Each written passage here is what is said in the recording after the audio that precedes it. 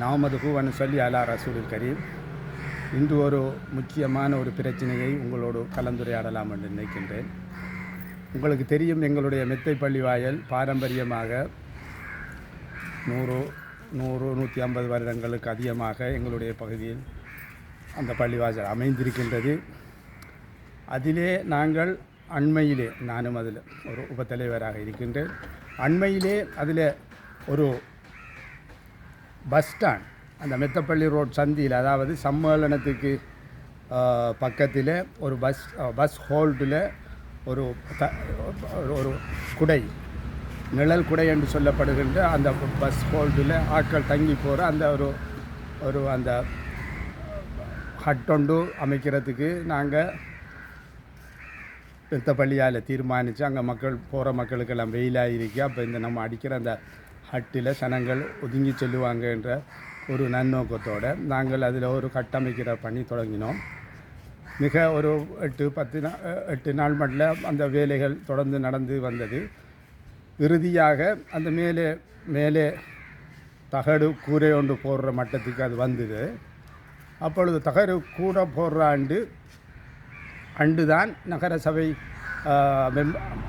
தவிசாளர் மற்ற மெம்பர்களெல்லாம் அண்டுதான் முதலாக நகரசபை தேர்தல் நடந்து முதலாக எல்லாரும் டியூட்டி அஷ்யூம் பண்ணுறாங்க அண்டுதான்.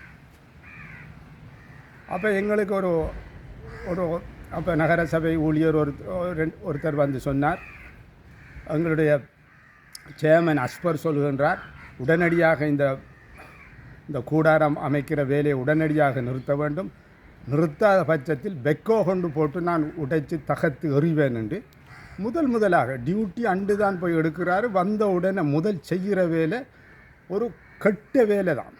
வந்த வரத்து பால் மனம் ஆறல்ல எங்களுக்கு இப்படியான உத்தரவு வந்து, அப்போ இனி வேலைக்காரன் நிப்பாட்டிட்டான், இனி நகரசபை உத்தரவு வருகின்ற போதண்டு நாங்கள் இவர் வாரத்துக்கு முதல் நகரசபையில் அனுமதி எடுத்து, RDA-க்குரியதென்றபடியாக RDA-யில் அனுமதி எடுத்து, இது அவ்வளவு நகரசபையில் எடுக்க வேண்டிய அவசியமும் இல்லை.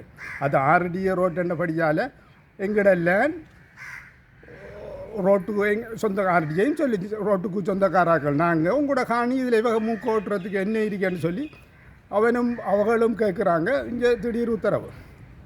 அப்போ ஏற்கனவே நகரசபை தவிசாளர் சேர்மன் அஸ்பருக்கு நன்றாக தெரியும், அவரும் மெத்தப்பள்ளி மஹல்லாவை சேர்ந்தவர் தான், 5 வேளையும் அந்த மெத்தப்பள்ளிக்கு தொலைவாரவர் தான். அப்போ அவர் மஹல்லா ரீதியிலேயாவது ஏற்கனவே அதுக்குள்ளே நாங்கள் மடு தோண்டி அந்த வேலை ஸ்டார்ட் பண்ணக்குள்ளே தடுத்திருக்கலாம், தன்னுடைய பக்க நியாயத்தை தடுத்திருக்கலாம்.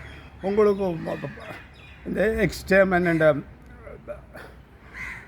கட்ஸும் இருக்குது, மற்றப்பள்ளி மஹல்லா வேண்டும், அது வரைக்கும் கட்ட போட்டு அண்டு அவர் ஓத்தெடுக்கிற இன்னும் 3 நாள் அவர் ஓத்தெடுக்காருன்னு சொல்லி சொன்னால் எங்களோட வேலையும் முடிஞ்சிருக்கும். வந்த பால் மனம் காராத கையோடு அவர் அந்த கட்சை காட்டுறதுக்கு எங்களுக்கு நிப்பாட்டி போட்டு பெரும் பிரச்சனை ஏற்பட்டது. இதனால் அதில் ஏற்கனவே அதில் ஒரு ரவுண்ட் அபவுட் பிரச்சனை இருக்கின்றது. அதாவது ரவுண்ட் அபவுட் பிரச்சனையோடு ஏற்கனவே போனது 1995ஆம் ஆண்டு அளவில் நான் ஸ்ரீலங்கா சுதந்திர கட்சி மாவட்ட அமைப்பாளராக SLP டிஸ்ட்ரிக்ட் ஆர்கனைசராக நான் இருக்கின்ற போது என்னுடைய காரியாலயம் அந்த சந்தியில் மெத்தப்பள்ளி கடையில் இருந்தது. என்னுடைய காரியாலயத்தை உடைப்பதற்காக திடீரென்று அவடத்து ஒரு ரவுண்ட் அபவுட்டை கொண்டு வருகின்ற ஒரு பிளானை போட்டு, அப்போ ரவுண்ட் அபவுட் வருகுதுண்டா அங்கே சுற்று வட்டாரத்தில் உள்ள எல்லாம் கடையெல்லாம் உடைக்கணும், எங்களோட ஆஃபீஸும் உடைக்கலாம் என்று ஒரு கெட்ட நோக்கத்தோடு கொண்டு வந்து நாங்கள் அதெல்லாம் உடைத்து, எங்களுடைய காரியாலயத்தை உடைத்து எல்லாம் செய்து கடைசியாக நானும் அந்த ரவுண்ட் அபவுட்டையும் அவடத்தை அந்த கெட்ட நோக்கத்துக்காண்டி வரபடியாக அவடத்தை தேவையில்லை, ரவுண்ட் அபவுட் ஒன்று தேவையில்லை. எங்களோட ஊரில் எந்த இடத்துல போட்டிருக்கிற ரவுண்ட் அபவுட்டை பார்த்தாலும் போக்குவரத்துக்கு எப்போவும் ரவுண்ட் அபவுட் போடணும், போக்குவரத்தை இலவுபடுத்துறதுக்கு. ஆனால் இங்கே நம்மளோட ஊரில் இருக்கிற ரவுண்ட் அபவுட்டெல்லாம் போக்குவரத்து இன்னும் சிரமப்படுத்துகிற ரவுண்ட் அபவுட்டுகளாக தான் இருக்கிறதே, அல்லாது இலவுபடுத்துகின்ற இதாக இருக்க முடியாது. பிறகு உடைச்சதுக்காக வேண்டி யூசிக்கு எதிராக வழக்கு பேசி 10 லட்சம் ரூபா நட்டஈடு கட்டணும் என்று எங்களுக்கு தீர்ந்து பிறகு அப்பீலுக்கு போய் அவங்க அப்பீலுக்கு போய் அந்த கணக்கு அப்பீலில் கிடக்கு. இப்போ என்ன நடந்திருக்கேன்றே தெரியலை. அப்படி ரவுண்ட் அபவுட் பிரச்சனை. அது மாதிரி தான் ஏற்கனவே குட்பின் சந்தியில் ரோட்டை அடைச்சிக்கிட்டு இருக்காமன்னு சொல்லி மெத்தப்பள்ளியில் இதே அஸ்பர் அந்த ரோட்டை அடைச்சிக்கு ரோட்டு வீதி பெருக்கு போக்குவரத்து கஷ்டமாக இருக்காமட்டு போட்டு அங்கே போட்டு மெத்தப்பள்ளி கடையை உடைச்சி மற்ற சைடில் இருக்கிற ஜாமியுலா பள்ளிக்குரிய கடைகளையும் உடைத்தார்.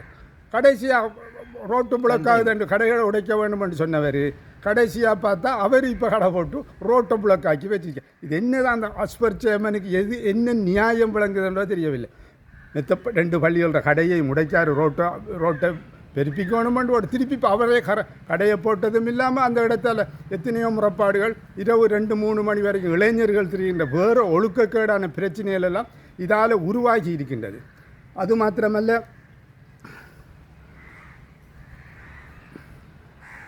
ஆகவே ரவுண்ட் அபவுட்டில் பைசிக்கிளை கொண்டு போய் பாக்கி ஆமாம் அதே ரவுண்ட் அபவுட்டில் பைசிக்கிளையெல்லாம் கொண்டு வச்சு பெரும் பிரச்சனை எங்களுக்கு ஏற்பட்டு கொண்டிருக்கின்றது. எனவே அங்கே எத்தனையோ மக்கள் கிட்டத்தட்ட 6 மாதமாச்சு அவர் சேர்மனாக வந்தவுடனே செய்த முதல் வேலை அதை நிப்பாட்டி கடந்த 6 மாதமாக அந்த இடத்துல சனங்கள் வெயிலுக்குள்ளேயே நின்று அது சம்பந்தமான வீடியோவை நான் உங்களுக்கு இதில் இணைத்து போடுவேன். அந்த மக்கள் சின்ன ஒரு லைட் போஸ்ட்டில் உள்ள நிழலுக்காகவே அந்த நிழலில் ஒதுங்கிட்டு பஸ் வரும் வரைக்கும் வெயிட் பண்ணி கொண்டிருக்கின்றது. எனவே இது ஒரு அடிப்படை உரிமை. மக்கள் 6 மாதமாச்சு வேறு தடை செய்து இப்போ அது கட்டி முடிஞ்சு இப்போ நேற்று முந்தின நாள் அந்த வேலை முடிஞ்சுது. இப்போ கட்டி பூரணப்படுத்தப்பட்டு விட்டது. 6 மாதமாக அந்த பிரயாணிகள் வெயிலில் நின்று இந்த 6 மாதமும் வெயிலில் நின்று பஸ் ஏறினதுக்கு தங்களோட அடிப்படை உரிமை மீறினதாக யாராவது நீதிமன்றத்துக்கு போனாங்கன்னு சொன்னால் கடுமையான நடவடிக்கை வேறு அஸ்பர் சேர்மனுக்கு எதிராக எடுப்படுவதற்கு சந்தர்ப்பம் இருக்கின்றது. எனவே இந்த மாதிரியான சில்லறை விஷயங்கள் மக்களுக்கு தெரிகிறதில்லை. இவங்களோட அஜாரகமும் அடாபடித்தனமும் மக்களுக்கு வெளியில் தெரிகிறதில்லை. அதை நாடி தெரிய வேண்டும் என்பதற்காக வேண்டித்தான் இந்த கிளிப்பை நான் போடுகின்றேன். எனவே அந்த ரவுண்ட் அபவுட் பிரச்சனையில் இன்னொரு விடயத்தை நான் உங்களுக்கு ஞாபகப்படுத்த வேண்டும். அவடத்த பிறகு அந்த ரவுண்ட் அபவுட் நிப்பாட்டப்பட்டதுக்கு பின்புறம் ஒரு ஆட்சி மாதிரி அந்த மெத்தப்பள்ளி ரோட்டில் செய்து அரையும் குறையுமாக இருப்பதை நீங்கள் பார்த்தீர்கள். மேலே அரையும் குறையுமாக முடித்து மேலே கம்பியெல்லாம் குத்திட்டு சில பேர் கமெண்ட் அடித்தான். அது அந்த ஆட்சியில் அந்த காகங்கள் நின்று போடானதுக்காண்டி அது காகத்துக்கு தான் அந்த கம்பியை குத்தி வச்சிருக்காரு. வேறு வேலை ஒன்றும் அரைக்குறையாக நிற்கல. காகம் பேன்ற போடான்னு போட்டு தான் நிறைய இந்த ஃபேஸ்புக்கில் அதுக்குரிய கொமெண்ட்டுகள் போவதை நீங்கள் வாசித்திருப்பீர்கள். அவருக்கு அவடத்தை ஹிஸ்புல்லாக்கு அவடத்தை எந்த ரவுண்டை போட்டு எப்போவுமே நல்லா வரல. அப்போ இது இப்போ கிட்டத்தில் கூட இவங்க 20 லட்சம் யாரோ ஒருவர் 20 லட்சம் ரூபா தாரேன்னும் அந்த குறை வேலையை முடிக்கும். அந்த கம்பியெல்லாம் நீட்டிக்க அதுகளையெல்லாம் சேவ் பண்ணி கட்டுறதுக்கு 20 லட்சம் ரூபா தாரேன்றிக்காக 20 லட்சம் ரூபா போதாது அதை பூரணப்படுத்துறதுக்கு. மித்த காசை மெத்த பள்ளியால் போட்டு அதை பூரணப்படுத்துங்க என்று எங்கள் மற்ற பள்ளிகிட்ட ஒரு கோரிக்கை வந்திருக்குது. இவர் அரபியில் காசு வலது கையில் அரசாங்கத்தையும் இடது கையில் அரபியையும் வச்சுக்கிட்டு பெரிய ஆட்டம் ஆடினவர் இப்போ மெத்த பள்ளிகிட்ட அந்த ரவுண்ட் அபவுட்டை முடிச்சுட்டான்னு கேட்குற அளவுக்கு வேறு ஊரான் யார்கிட்டையோ அது ஊரானும் வேறு என்னமோ ஒரு நகர சபையால் ஒரு இல்லீகல் வேலை உண்டு, ஒரு பாலம் உண்டு, ஒரு தோணாக்கு மேலே ஒரு பாலம் உண்டு போட்டு கொடுக்குற. அதுக்கு பகரமாக அவர் 20 லட்சம் ரூபா லஞ்சமாக கொடுக்குற. அந்த காசை தான் கொண்டு வந்து இப்போ அந்த ரவுண்ட் அபவுட்டு அந்த மேலே அந்த ஆட்சை முடிக்கிறதுக்கு கட்டுரை என்று சொல்லியும் ஒரு கதை இருக்குது. சரி, அதை எப்படி வாரங்கிறதோடைய 20 லட்சம் ரூபா யார்கிட்டே வேண்டி இவங்க தாராங்க. மெத்தப்பள்ளியால் கட்டணுமென்ற நிலவரத்துக்கு அரசாங்க காசி அரபிகள காசு கொண்டு வந்து டான்ஸ் ஆடின ஹிஸ்புல்லாக்கு இப்போ மெத்தப்பள்ளியில் காசால் முடிச்சுட்டாங்க என்று கெஞ்சுற அளவுக்கு இப்போ அவர் நிலவரம் போயிருக்குங்கிறத நம்மளோட ஊர் மக்கள் அனைவரும் அறிஞ்சு கொள்ளணும். இங்கே நாம் இந்த காணொளியில் பார்க்குறது அந்த நிழல் இல்லாமல் அந்த வெயிலுக்குள்ளே அந்த வேகாத வெயிலுக்குள்ளே சனங்கள் அந்த லைட் போஸ்டோட நிழலில் ஒதுங்கி நின்று பார்க்குறத நாங்கள் காணக்கூடியதாக இந்த படத்தில் இருக்கின்றது. இந்த பஸ் ஹோல்ட்டை செய்து முடிச்சிருந்தால் அந்த சனங்கள் அதுக்குள்ளே அந்த நிழலில் நிற்குமே. இது 6 மாதம் இந்த வேலையை நிப்பாட்டின அஸ்வருக்கு எதிராக அடிப்படை உரிமை மீறலுக்குள்ளே செல்லலாம். சரியா? அது போக நான் புதுசாக இந்த யூடியூப் சேனல் தொடங்கி இருக்கின்றேன், சத்தியம் நியூஸ் என்று சொல்லி. இன்ஷா அல்லாஹ் நீங்கள் அனைவரும் சத்தியம் நியூஸ் என்ற என்னுடைய புதிய சேனல் யூடியூப் சேனலை சப்ஸ்கிரைப் பண்ணுவதோடு பக்கத்தில் இருக்கின்ற பெல் பட்டனையும் நீங்கள் அமர்த்த வேண்டும் என்று கேட்டதோடு மற்றொரு சுவாரஸ்யமான விஷயத்தில் அல்லது முக்கியமான ஒரு பிரச்சனை சம்பந்தமான ஒரு வீடியோவில் உங்களை சந்திக்கும் வரை விடைபெறுவது உங்கள் நான். திருப்பி திருப்பி ஒன் பண்ணிட்டீங்க.